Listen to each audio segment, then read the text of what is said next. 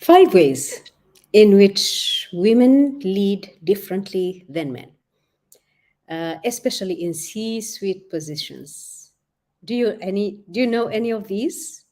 If not, I'm going to play some music and try to scratch your head and find how many do you know. So five ways in which women lead differently and which may be taken as weaknesses compared to the way men lead. Let's go.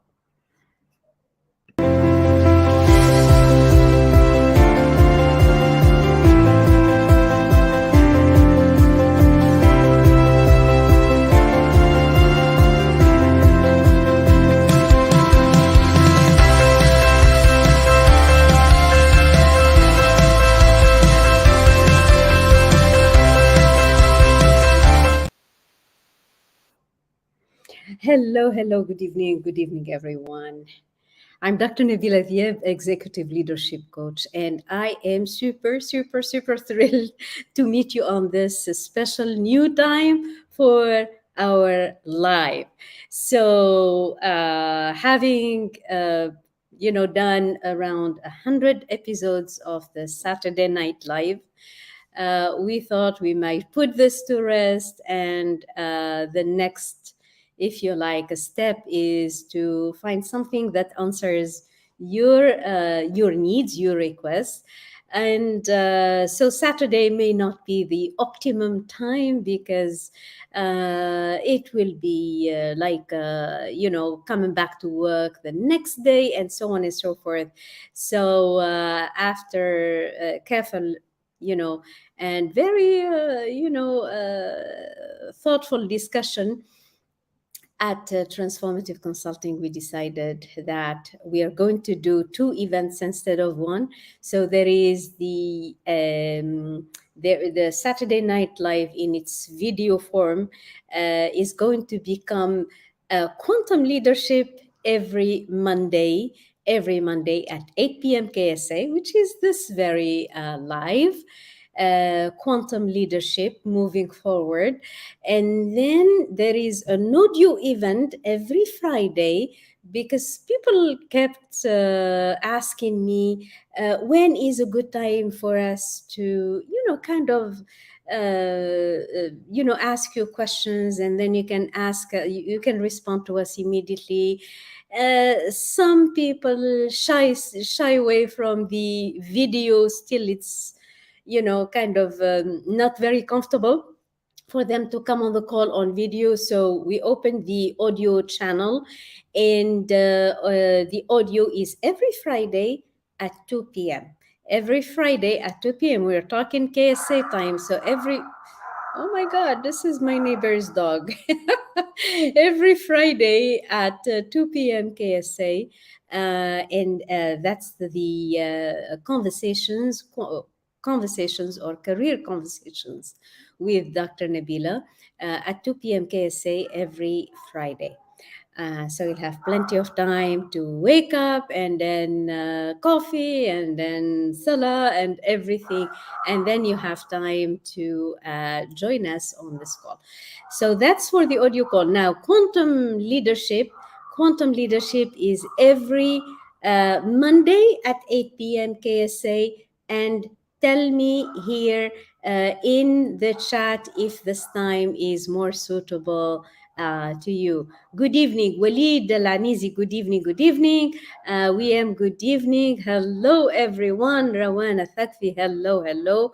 Thank you, everyone, for joining in. Today, we are talking about five ways in which women, especially in C-suite positions, they lead differently.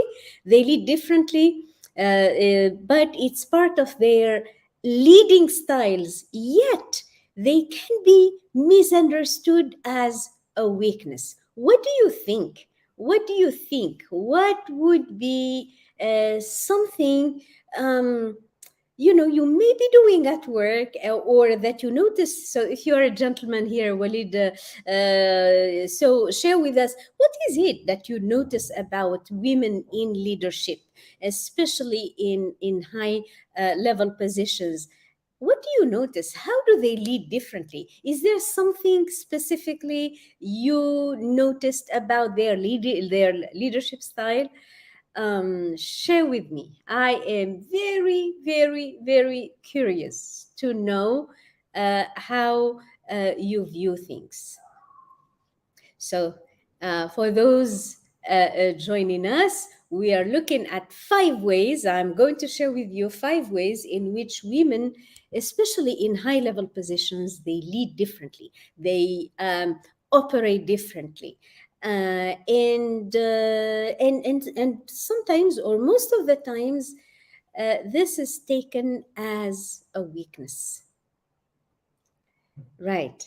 Okay. So while, of course, it is important to note that women in leadership can exhibit like a wide range of characteristics, which may be, and styles, which may be just equal or exactly the same as men. However, a lot of studies, have indicated or suggest that there are certain differences, certain nuances in leading where we have women and men lead differently. It's a leading style. When we put men and women in a leadership style, they lead differently. What do you think? What would be some of the points or some of the key ways in which women lead differently than men? If you are a woman, tell us how you think you lead differently. And if you are a man, can you please share with us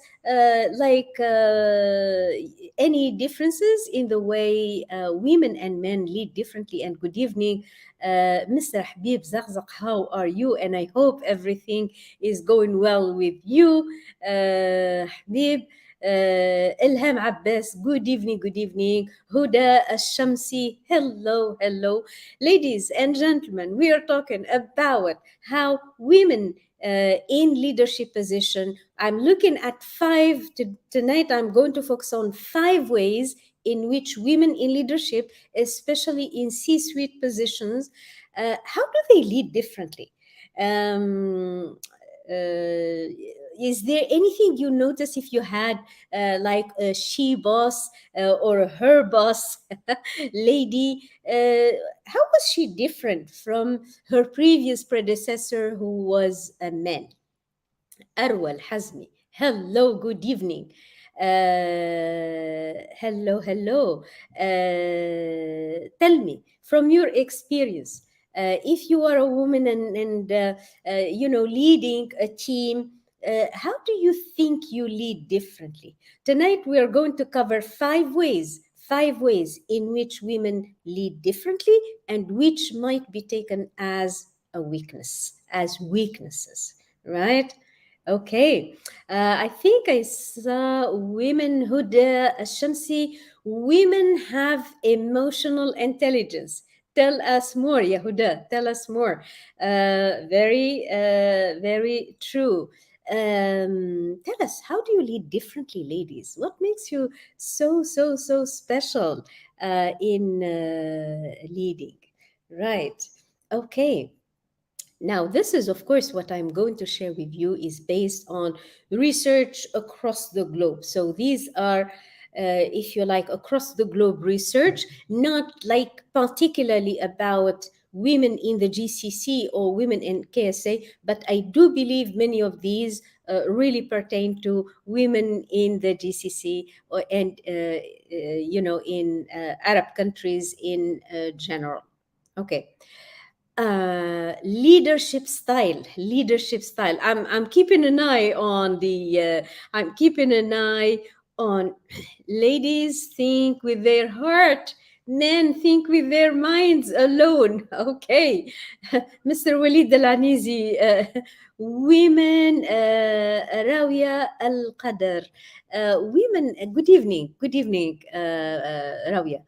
Women often emphasize collaboration, empathy, and communication in their leadership approaches.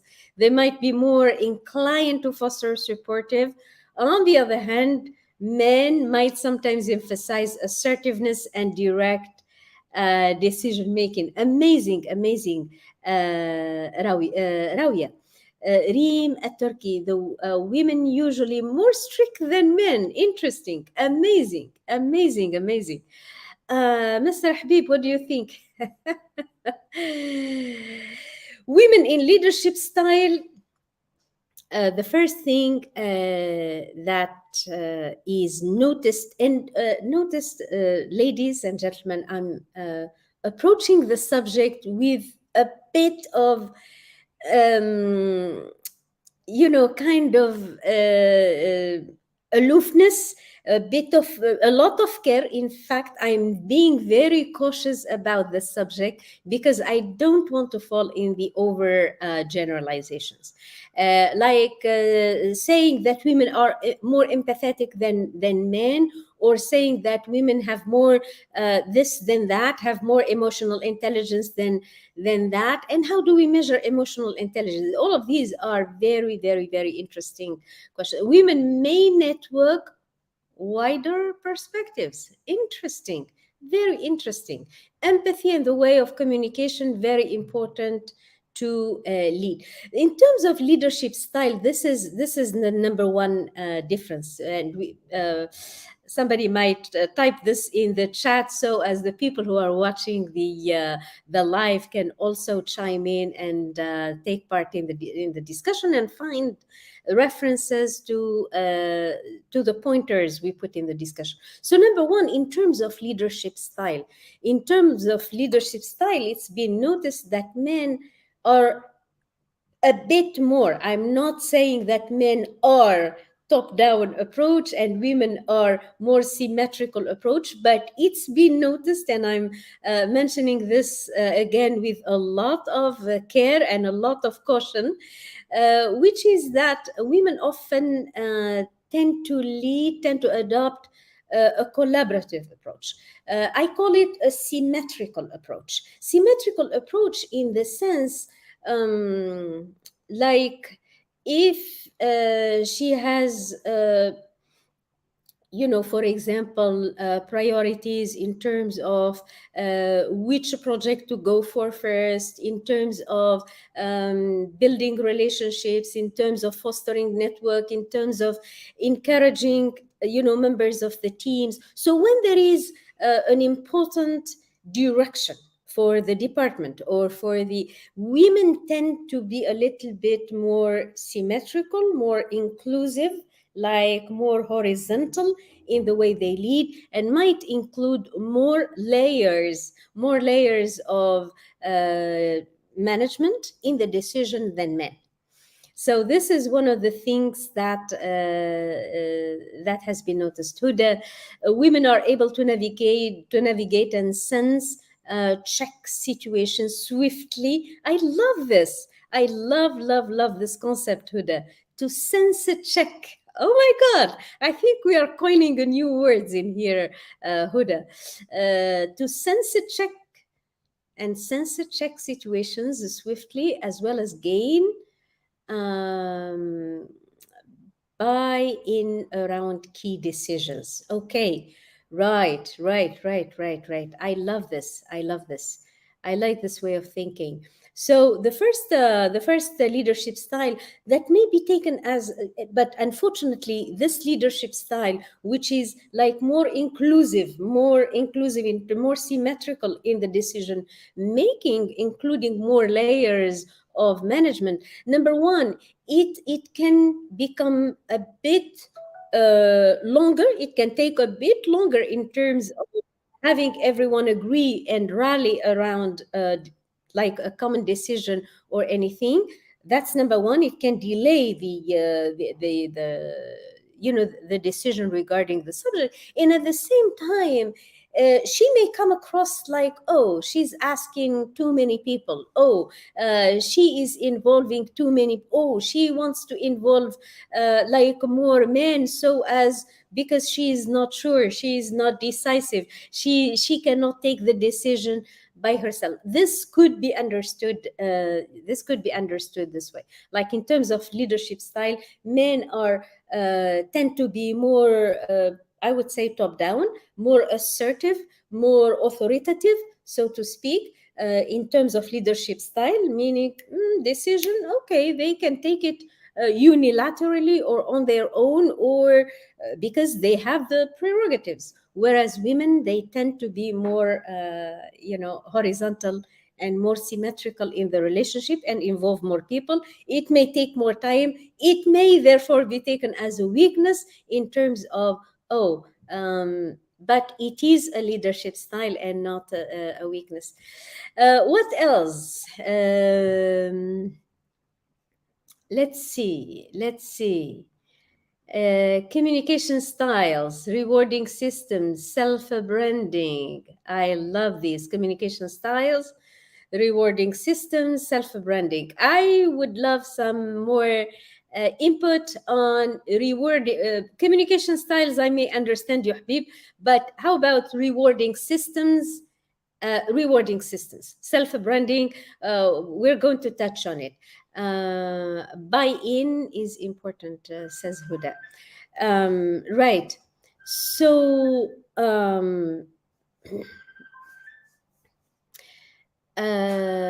so the community. I want more information on the rewarding systems. Rewarding systems, Yahbib. This is very, very important. Now,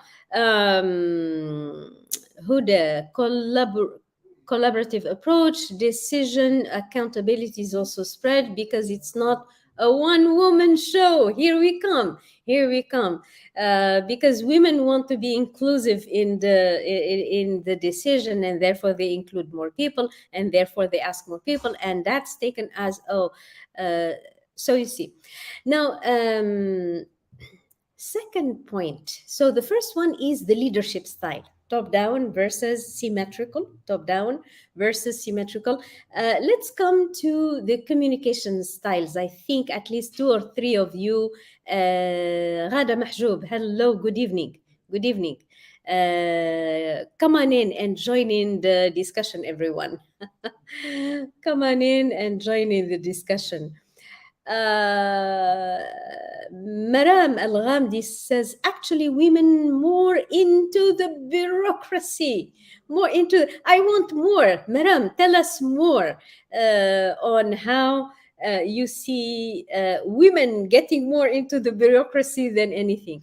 Let me go over second point in terms of communication, and I know many of you have talked about communication. Tell me more in terms of communication styles. Women are different, and they have a communication style that may be taken as a weakness. That may be taken as a weakness. What do women practice in their communication that may be viewed, perceived as a weakness from the tribe, from the tribe of men in the workplace? Come on, let's go. Yalla. Tell me more. This is really, really exciting. Let me put this, let me show this comment.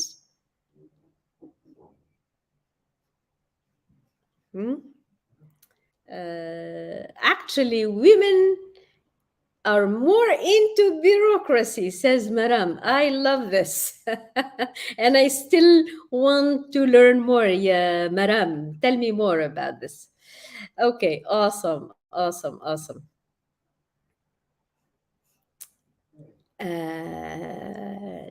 Right, second communication. Women tend to focus on effective communication. Women listen a lot. They practice a lot of active listening. We are not saying that men do not practice active listening, but we are talking about emphasis. Remember, I'm,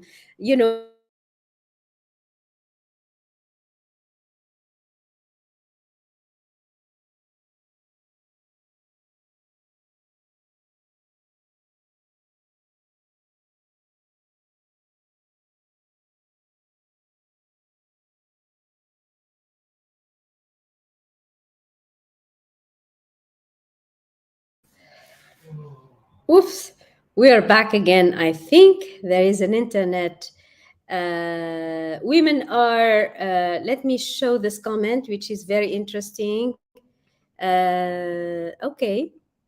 from Mr. Habib Zakhzak, who says women are cooperative while men are more directive. This comes also, this shows also in communication, Habib. Actually, women leaders, they put more emphasis on communication, on effective communication. They want to get to the root cause of everything. They practice a lot of active listening. They may focus on building, let's say, for example, strong connections in the workplace. You will notice that women, focus on building the connections, like real connections, empathy. Somebody was talking about empathy a little earlier on. The understanding with the team. Men, on the other hand, prioritize effectiveness, productivity, and concise communication. They practice direct. So you are spot on, Habib, in the sense of men are more direct, more straightforward, more, if you like, they have no qualms. They have absolutely, they don't delay taking the decision. They find announcing something to be done quite normal, natural. Women, on the other hand, they nurture the communication, and they nurture the building of the communication in that sense. So that's another one in the way of communication. So good job. How about decision making? Let's go to decision making. What do you think? What do you think about, due to the warm style and patient features as well that women bring to the table? I love it, Ghada. So decision, now tell me about decision making. How do you find women in decision making? How do you find women in decision making? So, having said that, the communication styles of women, because they are more, if you like, they practice a lot of active listening, they practice effective communication, and men are more direct, they are more straightforward, more, if you like, to the point in terms, and I'm not saying women are not to the point in terms of communication, and therefore this may be taken as a weakness for women, because it may be taken, she's leading from the heart and she's finding it difficult to communicate her ideas in a very straightforward way. Women are more task oriented. I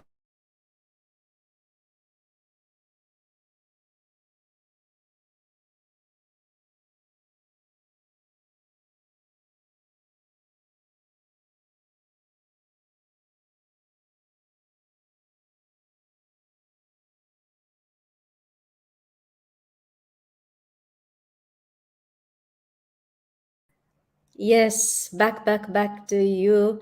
It's a retrograde, so all the communications and connections are acting up. So independent of the situation. Okay, let me see the comments. So in terms of decision making, we're not weak, says Rada. Decision making, in terms of decision making, how do you see women? How do you see women in leadership making decisions? Are they quick? Are they swift? Are they sharp? Are they, how does it come across? Again, we have research in women go through the details, detail oriented. Women are very detail oriented as well, but that depends on the leadership style, because there is the visionary, there is, so in decision making, women leaders may exhibit a more, again, symmetrical and consultative. They may be asking for more feedback on making decisions. They may be asking more team members. They may be involving more people in the decision making process, right? Women take more time to take a decision. Okay, more time in taking decision. So considering diverse perspectives, so we know this in management, the more you involve more people, the more the opinions are going to differ, the more effort it's going to take to weave the threads and lead everyone towards a decision, especially if we want it a decision that is where everybody is involved rather than unilateral. It's easy to take unilateral decisions, but women, because they prefer the consultative style of decision making, it may take them more time, and because they want to reach a consensus. Men have been, if you like, it's that we have evidence that men can make decisions more quickly, more independently, maybe even unilaterally than women, although we can have women bosses who can also be very sharp and very sharp in terms of decision making, taking decisions on their own when need be. So it's all a matter of measuring how much of it you have in your style. Women use their emotions, and that is not good. Let's see, Ghada Mahjoub says women use their emotions, and that is not good. We use the emotions, right? Okay. Is it all the time not good, Ghada, or does it give them some kind of, you know, intelligence that is, cognizant of people's feelings, that is considerate of people's feelings, that is but that doesn't mean that men do not have it, do not have, do not lead from the heart, and so on. Rational thinking. Strong women have sharp decisions, absolutely. Sharp women have sharp decisions sometimes, absolutely. So in terms of decision making, this also, the consultative or reaching a consensus rather than taking unilateral decision, this is like a leadership style. This is one way of women in leadership lead, by seeking consensus, by seeking consulting on other people in the management, which may be taken against them, because she's leading with shaky hands and a wavering heart, not sharp like Mr. X before or something. So that's another way where women. Number four, uh, about resolving conflicts. Let's imagine there is a conflict in the department, or in the center, or in the company. How do women resolve conflict? Have you ever been a witness to women leading a conflict resolution process? How did you notice women resolving the conflict and men resolving the conflict? Come on, let's go.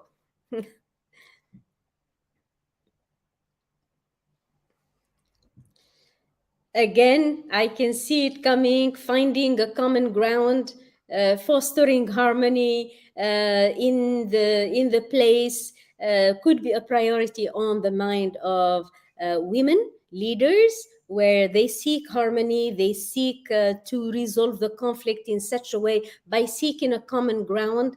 Men, on the other hand, tend to want to exercise their authority. They tend to want to have a direct approach. They tend to be more, if you like, top down in the conflict resolution. Right. Now, let's look at leadership presence. A lot of people, leadership, the fifth way women lead, in terms of leadership presence, in terms of how present is the woman in her workplace, in in even functions that the company holds, like alumni nights, graduations, CEO dinner night. This is in the context of university. So all of these evening events, do you think that women could be performing differently than men? What I mean, Maram Al Ghamdi, what I mean that women are strict to follow the rules and like to be in the safe side, maybe, right? Or not take risk. Correct. You're absolutely right, Maram. While she doesn't have to, or she just can avoid it. Right. Avoid risk taking. She doesn't, yeah. So when it comes to leadership presence, would women differ from men when it comes to being physically present in the company functions, in the company events, in the company, like in terms of physical presence? This is also one aspect which across the globe, from the US to Japan to Arab countries and so on, women leaders, because of the societal restrictions or expectations, because of the family restrictions. A kid with fever at home, probably she's more inclined to stay with the kid than maybe something. Of course, we don't want to water down the discussion, but that could be an example.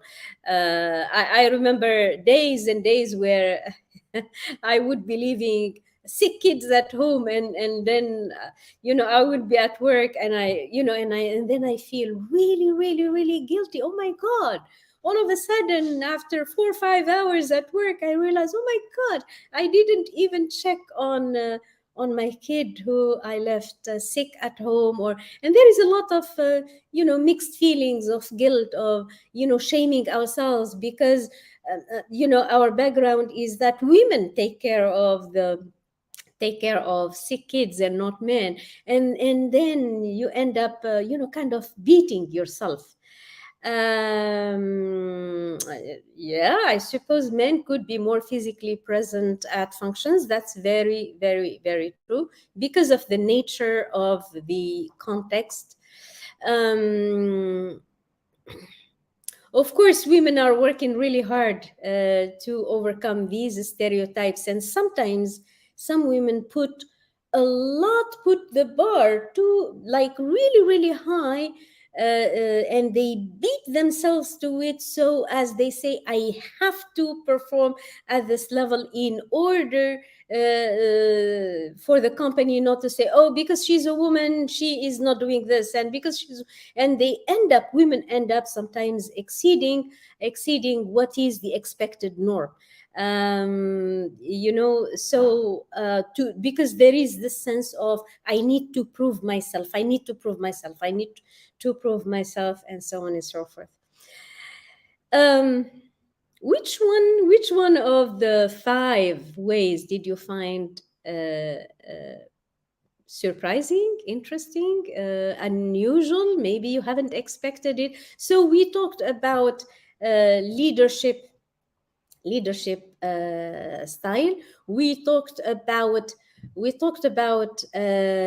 communication, the way they communicate. We talked about decision making. We talked about the way women resolve conflicts, and we talked about the physical presence, or the leadership presence of women as compared to men. Of course, we are presenting these differences with a lot of caution. But have you noticed something with me, my friends here? Have you noticed something about all of or these 5 ways in which women lead differently than men?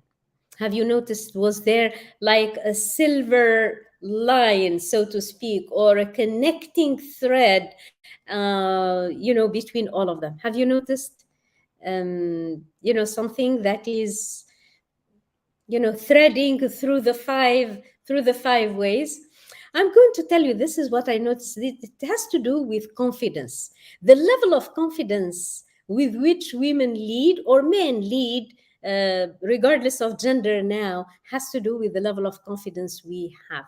The level of confidence and the level of self assertiveness, self esteem, self love. And a high self-image and high standards for oneself can go a long way into sometimes finding women who can lead way in more direct ways, in more straightforward ways, in more authoritative ways than men. So that's not so. It has to do with the self-confidence level. Self-confidence is, what does Maxwell Maltz say? Self-confidence, self-image sets the boundaries of individual accomplishment. We can never go beyond what our self-confidence or self-image allows us to do. So it's develop the inside first, develop the self-confidence and the self-image first, and then results in the workplace, work. Um, Talking about self-confidence, we are having this masterclass on how to harness the power of self-confidence to achieve a quantum career leap, or a quantum career jump. And I would love for all of you to join me on this masterclass. If you are interested, so as I can extend you an invitation, hashtag masterclass, and I'll make a point of sending you an invitation to join the masterclass happening 2 weeks from now. Well, thank you everyone for joining in. Hashtag masterclass to receive an invitation to the masterclass on how to harness the power of self-confidence to achieve a major or a big or a quantum career jump in 2 weeks' time from now. Thank you, everyone. I, for one, have really enjoyed exploring these 5 differences. And our regular time, it's Monday, 8 p.m. Monday, 8 p.m. KSA. Thank you, everyone. So long. Bye-bye.